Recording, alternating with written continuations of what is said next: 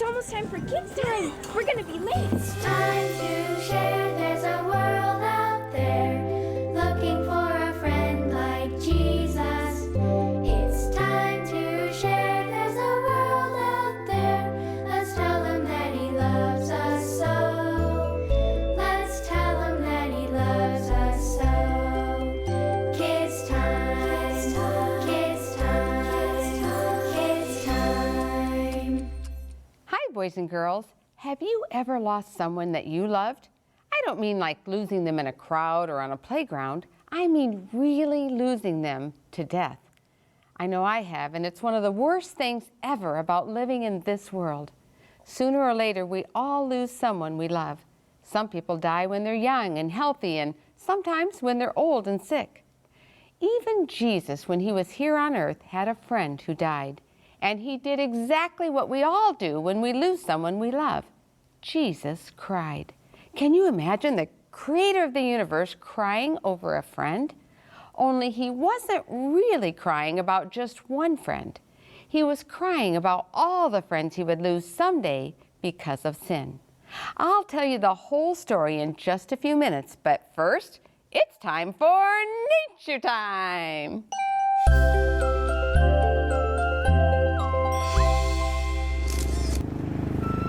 Oh, hey everyone, it's me, Rich Aguilera, and as usual, I'm taking pictures of some of the amazing nature God has created. It's everywhere. Check out these mountains here. Right now, we're in one of my favorite places in the world. We are in the Alps. Where are we? The Alps. That's right, the Alps. That's a mountain range here in Europe. Right now, we're in France. Check out these mountains. I really think mountains are amazing. They're so snowy and so pointy and so big. I love mountains. If I don't stop myself, I'll just keep taking pictures all day long. Oh man. I came here because I want to talk to you about something called glaciers. What are we going to talk about? Glaciers. That's right, glaciers. Well, the glacier I want to show you is actually on the other side of that mountain. But guess what? Instead of hiking it, let's take this cool train up and around the mountain. Let's go. Glaciers are large masses of dense, packed ice. If you live somewhere cold, you know how it works. Each year it snows, and each year when summer comes along, it all goes away. Whoa, we made it. Check this out. We're at 6,276 feet. That's pretty high. You know what that means? That means it's time to switch hats. Whew. Ah, much better. Let's take a look around. Now we're talking about having a great view of the glacier. Look at this. You know what? I've got to take a picture. This is awesome.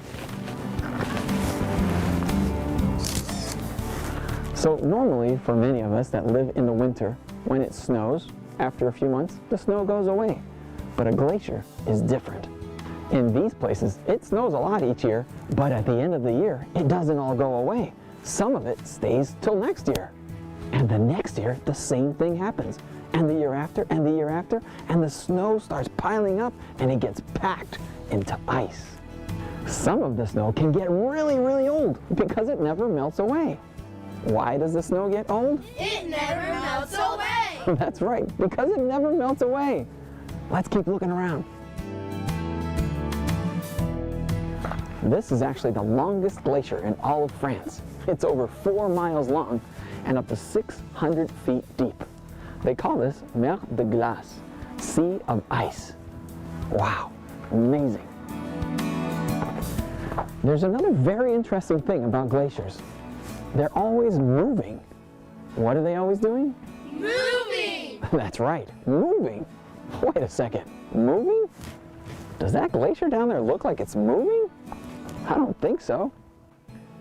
Actually, you can't really tell, but it is moving really, really slow. Because the glacier's on a slope, and because it's heavy, gravity is always pushing them downhill. What's pushing them downhill? Gravity. That's right, gravity. Glaciers all over the world are different. Each one moves at a different speed. This one here moves about 8 inches per day. This one's pretty slow, but a typical glacier moves about 3 feet per day.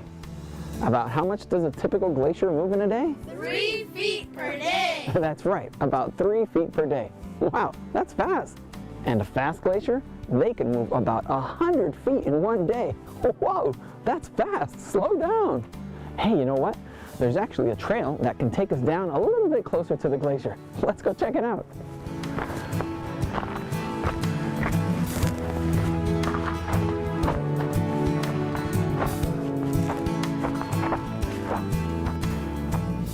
Wow, man, I've got to take another picture. Wow, well, all of these pictures are going to help me to remember all of the cool things we saw today. Hey, if you want to see any of those pictures, you can. Just go to our website at kidstimeforjesus.org and click on Nature Time. Well, I've had a lot of fun learning about glaciers with you today. Remember, God is the creator.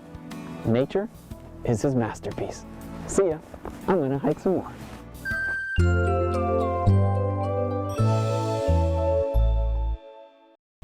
Welcome to Learning Time. I'm glad you joined us today. Today we're in a very special spot, and where are we? Oshkosh! We're at Oshkosh, Wisconsin for the International Pathfinder Camporee, where there's over 45,000 Pathfinders camped from all over the world, and we got a good group of them here today. And I want to find out where some of our helpers are from and what their names are. So what is your name? My name is Anna and I'm from Ohio. Ohio, thanks for helping us. And what is your name? My name is Hannah and I'm from Wisconsin Rapids. Well, and you're from Wisconsin, and we're right here in your state. Thank you. And what is your name? I'm Eric and I'm from Naples, Florida. Naples, Florida. So we're from all over the place. Now, today we have a little science program about a hoop. Now, have any of you ever seen a hoop like this? Yeah! Okay. And we call it a hula hoop. It has a lot of history because hoops have been used for years and centuries, actually, made out of willow and vines and those kinds of things. So we're going to be doing a little bit of hooping today. So let's get our hoopers out there. So come on out here like here.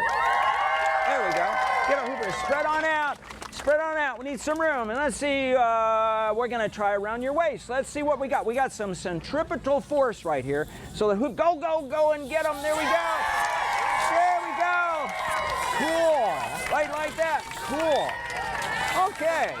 Now, all right. Now, let's see what we got. Now, now besides your waist, can you hoop it around any other part of your body? I think you can do your neck and anybody with wrists, or how about a foot? Okay, let's go. Let's see what you can do. Hoop, hoop, hoop. Around your waist. Look at her. Look at her around her head.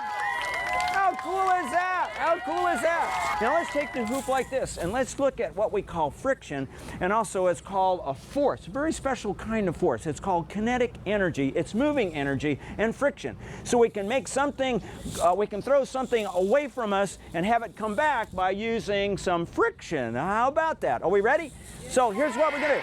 All right, I'm gonna throw mine out like this and spin it, and it ought to come right back to me. Yeah, give it a try, give it a try. Spin it like that, like that. It's coming, yes, it comes right back to you. Cool. How cool is that? Wow. Now let me tell you something about the history of this. You know, there have been people that have actually made some interesting things with hoops. There's one person that took a hoop that weighed 53 pounds. It was a big old tire, and he did that around his waist. Isn't that incredible? Wow. Well, these have a lot of action, a lot of action with a hula hoop, and some hoops had actually water in them. Would that be kind of fun? And the water helped that momentum to go around and around and around. That's interesting, isn't it? Yeah. Well, that hoop is interesting, but you know, sometimes we don't think about one of the forces that we looked at. When the hoop went out like this and you spun it and it came back, it did that because of friction. The friction with the hoop on the grass. And you know, friction is responsible for you and I to be walking. You and I can't walk unless there's friction between our feet and what we're walking on. Is friction a good thing? Yes. I think so too. Now, some things that we throw out don't come back to us, right? Yeah, you know, some of those, and that reminds me of words. It really does, because you know, the words that we speak out, do they ever come back? No, what we speak is gone. It's gone. And sometimes our words can hurt people, and sometimes our words can heal people, right? And actually make them feel happier. And that's pretty cool, isn't it? Yeah. So, you know, and God wants us to have words. When we send our words out, He wants those words to be healing, and He wants our words to be kind. And that's what I want. You want your words to be kind and healing? I do too. And you know, every time we learn more about science, we learn more about our Creator, God.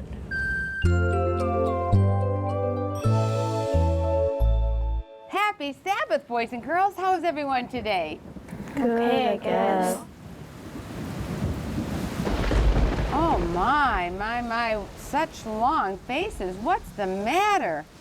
Ellie, what's the problem? Well, we were supposed to go on a hike this afternoon, but now it's raining, so we can't go. Oh, and you're all disappointed? Yeah. Well, Vashti, that doesn't mean that we can't all have a wonderful day, does it? Ellie, why don't you come and join us, and I'll tell you a story, all right? Okay. Long ago, when Jesus was on earth, he had some special friends that invited him to stay in their home whenever he would pass through their town. And he was especially grateful for their kind hospitality. Who knows the name of their friends? One is Mary, Martha, and Lazarus. That's right. One day, Lazarus suddenly became very ill.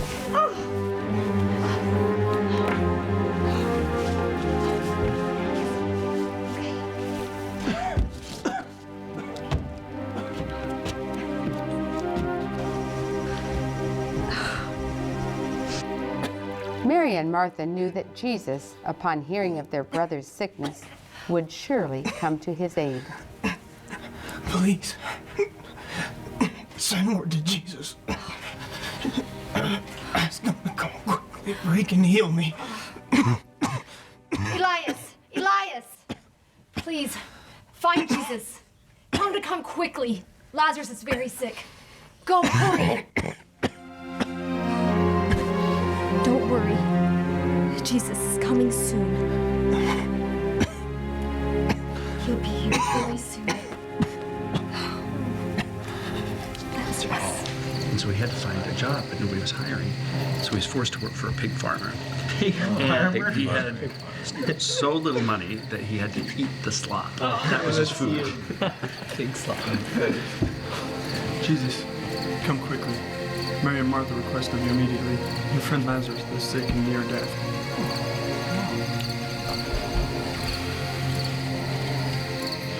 Tell Mary and Martha this sickness is not unto death, but to the glory of God.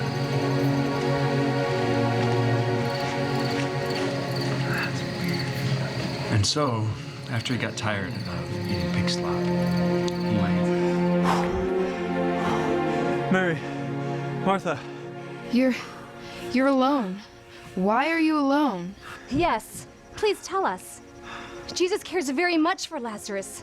Surely he's right behind you. I did indeed speak with Jesus. He and his disciples are quite well. When I gave him your message, he said quite calmly that this sickness is not unto death. Mary and Martha could hardly make sense of his words. Jesus had not come. From the message delivered, it sounded as if their brother would not die from the sickness, that he might recover after all.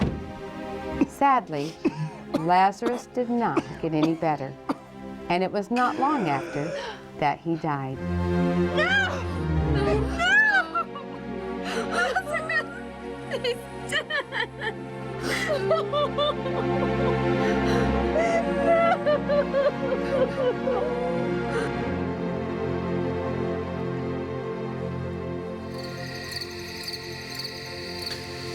Peter, it's time. Let's journey once more to Judea. I should like to visit Mary and Martha, where Lazarus sleeps. Master, if he's sleeping... Lazarus is dead. Dead. And I'm glad for your sake I was not there, so that you might believe. Nevertheless, let us go to him. Will you wake the others? Yes, yes. Andrew, it's time to get up. Andrew.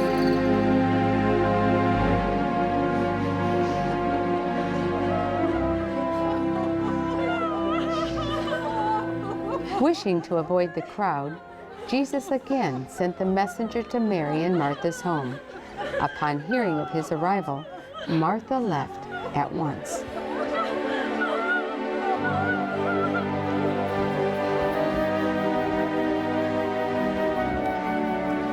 Jesus, you arrived at last.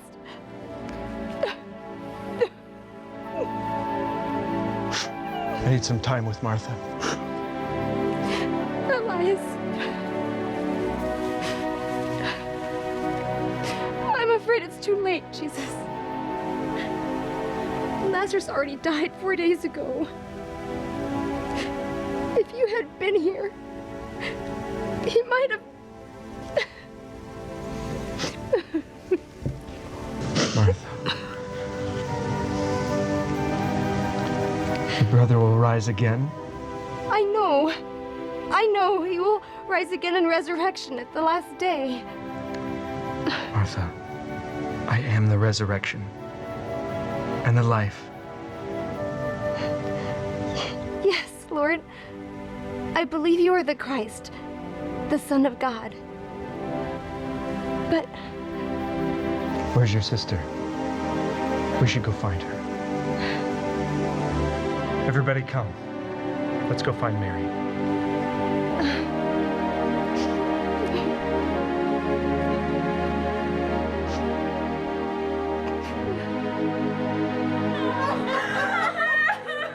As the sisters lead Jesus to the resting place of their brother, he began to weep. He felt pain in his heart, not for what Lazarus and his family had endured, but for the suffering of all the world. He wept for the sinful race of man because he loved them so. Take away the stone. I wish to see Lazarus. But, Jesus, surely there's a bad odor. He's been dead going on 4 days now. Martha, I wish to see Lazarus. Take the stone away, please.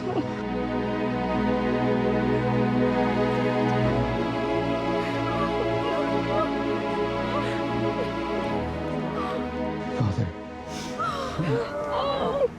thank you for hearing my prayer.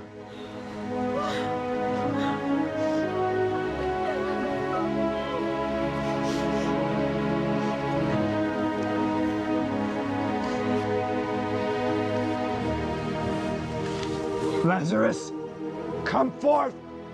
Then there was a stirring within the tomb, and the men and women present witnessed one of Christ's greatest miracles.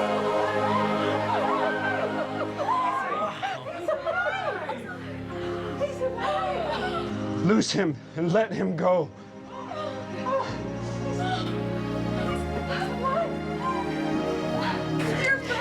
It's alive! It's alive!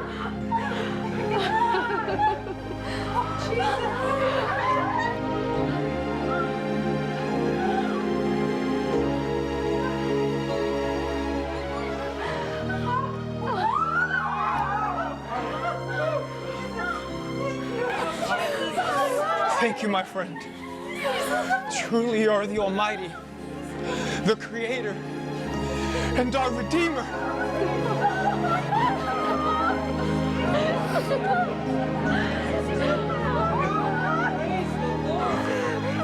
So you see, kids, God always has a plan, even when it may not seem that way.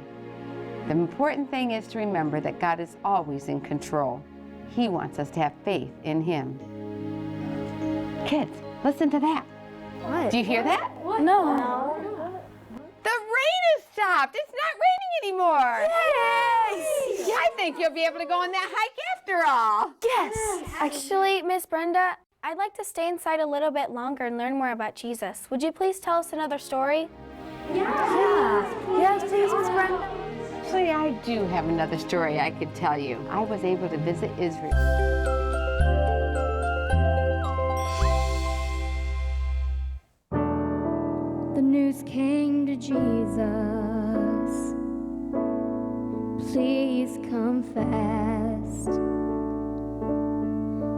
Lazarus is sick, and without your help, he will not last.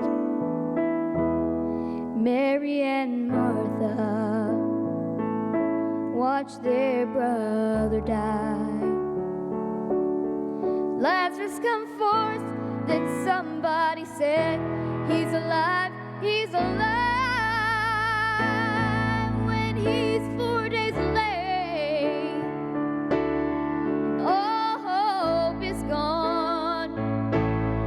Lord, we don't understand why you waited so long.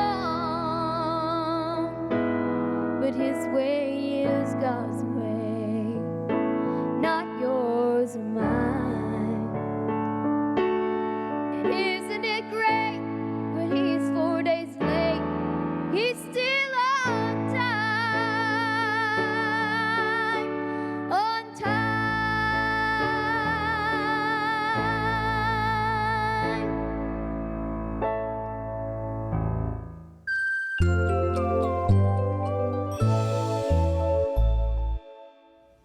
Hi, boys and girls. It's time for Miss Brenda's Book of the Day. And today's book, oh, you're right, you're saying, that doesn't look like a book. And it's not. It's an incredible CD. It's A Beautiful World by Danny Shelton and kids. And you are in for a real treat, boys and girls, because we have Danny Shelton right here today, and he's going to tell us more about it. Hi, Danny. Welcome to the program. Hi, Miss Brenda. How are you? I'm doing good, thanks. And I got to tell you, I have listened to this CD over and over and over, and I don't even know which song I love best. All right. Well, there's a lot of them on there. There is. Can I read some of the titles? Sure. Well, some of them, we have the title song, It's a Beautiful World. I Love You, Lord. 7's the perfect number. I'm kind of curious of that one. You're going to have to tell me about that. Sure. And then one called Heaven. I Can Do All Things. The Lord Still Leads. He Answers Prayer, Ready or Not. Oh, I got to tell you, I do love that one. I Have a Song in My Heart. You Are What You Eat. And I'm sure people are curious about that one. And I Am a Christian. Tell me, what inspired this CD? Well, as you know, we have the last project called Love Rules. Yes. And I love every one of those songs. We have DVDs and CDs. So far, we just have the CDs, but when you put this all together for us, we'll make DVDs out of It's a Beautiful World. But we wanted to do more because we got such a great response. Songs that talk about Jesus and give Bible scripture in almost every one of them. But one of the subjects I wanted to deal with was creation. When you read through the Bible, in fact, if you ask a lot of adult Christians, what did God make on the third day? Let's see. Well, let's see. What did he make on the 5th day? So this is just like on the other love rules, we had the 10 Commandments. Yes. So now kids know. Now we know on every day what God created. So we call it It's a Beautiful World. I love that. And can we listen to just a little bit of It's a Beautiful World right now? Wouldn't you like that, boys and girls? Let's take a listen. This is, and I love the tracks to it. I love the music behind. Praise the Lord.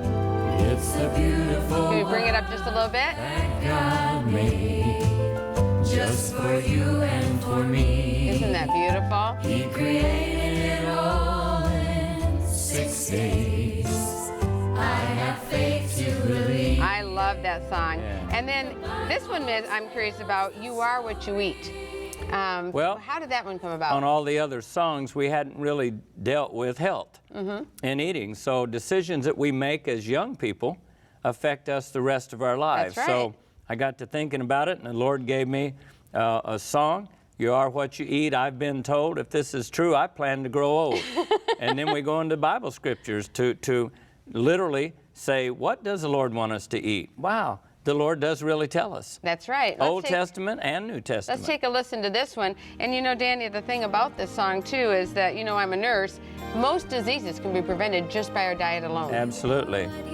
Let's listen. I've been told if this is true, I plan to grow. Let's take a look at what the Bible has to say about the foods we eat each day. Genesis tells them. Oh, they're going to love this. I wish I could play every one of these songs for them. I love them all. I know, but I want to say, I know we don't have much time. Thank you for what you've done. I wrote the songs, but Miss Brenda puts it all together. Without her, this wouldn't be a finished project. She gets all the singers, I mean, literally, you coordinate the whole thing, the pictures, and what an incredible You're job being very that you have generous done. because it's a privilege, Danny, to work with these kids, and you know we both share a Wonderful passion kids. for children, and it's a privilege to you know, serve God in this way. I want to get this song in. I have a song in my heart. Tell me about this one. They can actually start playing this one if you would. Well, Jesus is our song, and you know, music is a wonderful, wonderful creation and gift of God. It is. So if we have a song in our heart, we have Jesus in our heart. That's right, and a wonderful way to worship Absolutely. God. So it's a wonderful way to show Jesus how much we love him. Listen, boys and girls. Oh, I love this. I have a song in my heart, and I am blessed. I love this song. Boys and girls, you're going to want this CD. Thank you, Danny, for being with us You're today. welcome. Thank you. And boys and girls, get your CD today and call during business hours and order one. Remember, boys and girls, wherever you go, whatever you do, it's kids' time to share Jesus.